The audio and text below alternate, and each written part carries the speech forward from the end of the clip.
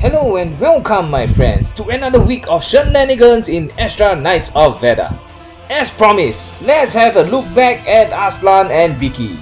And to reiterate, I am looking at it from a free-to-play perspective, which means normally they will either be at base or low fate. So my Aslan is at fate 0 and Bikki is at fate 2. Hey, you can't blame a cheap bastard like me to min-max every character available, so we can do all the basics for each content. I will admit and backtrack on my initial look on Aslan. He is supposed to have a bruiser build, officially taking over the throne of Death Crown. For Bikki, she needs to have a team built around her, so definitely not free to play friendly as you need a strong overload battery team and her fate at 7 to obliterate everything in sight. As a free bastard, the best way is to make her charge up her Veda energy fast and not increase her overall Veda energy pool. With some relic farming and a stroke of luck, tons of reduced Veda energy allows you to unleash her ulti fast and furious. Let's go with our revisit of Aslan and Bikkk. Thanks to him, yes, a tank pun but cannot be seen here, since I'm not a comic with a speech bubble. Aslan has helped me clear so many content needing Earth element. With his dedicated Halo and L seed, it boosts his attack and stamina, with his L seed increasing attack based on his stamina. With his above average attack and stamina, the special L seed boosts his damage significantly. Since there isn't a lot of earth damages, he is actually a very welcome addition, as he is also potent in other content. I use him in Shadow Waters, Battlefield of the War Gods, and very recently kicking Elias' ass in Ancient Golden City.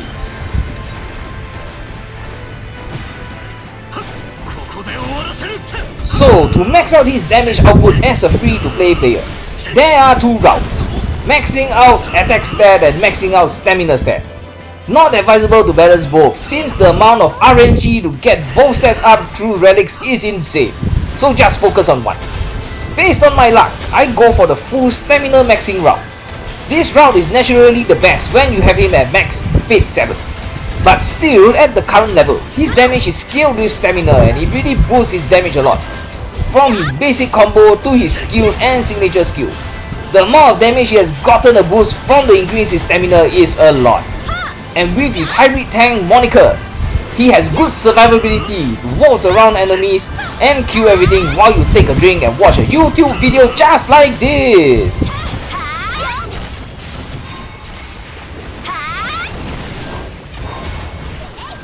Bikki oh Bikki, touted as the ultimate endgame knight by the Furies here. Her damage ability goes to the very top when at max fate 7. As a knight that is purely used for a signature move to decimate everything on the battlefield, her high starting Veda energy is the absolute bane for her, since her signature move is activated when her energy is maxed out.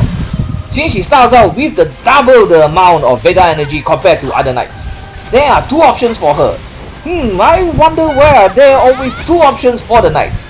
But anyway, one option is to have her packed with Veda energy regen and Veda consumption reduction, which allows her to activate her signature move within half a minute. This is either on par or even faster than most of the other knights, but keeping it up can be a bit of problem, isn't it? So, to counter our problem of option 1, here comes option 2 of having 3 overload charging batteries. In order to do this, you will need to have 2 poison knights that has as much elemental overload charge through their relic sets and any third knight, preferably a healer.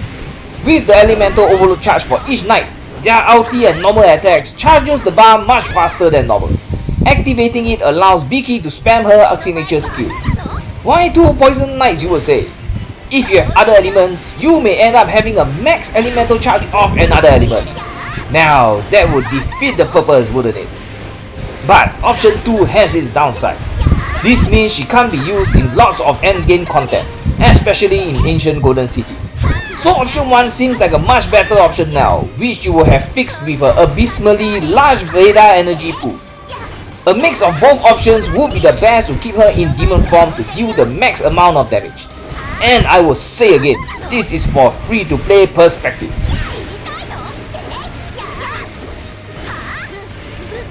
So how life changing will it be for you to use them in your lineup, my friends? Aslan is relatively free to play friendly, with most of his kit easy to build around either attack or stamina set, and he deals tons of damage at base fit. Bikki on the other hand is still a bitch to fully utilize as a free to play player, since she really needs max fate with a Veda regen and reduced Veda consumption to keep her in devil trigger mode to kill everything on the screen. But for a free to play player, the best option would be to go for Elemental Overload battery build and bring her out to Kenshiro the enemies. Thank you all for watching. Like, share and subscribe, and I will see what I can cook up with for Portrait of Thierry. We still have 2 more weeks till a new knight appears. So let's save up our stars and hope the next knight is worth the wait after all the good hits we got from the past few banners. Till next time, happy hunting and game on!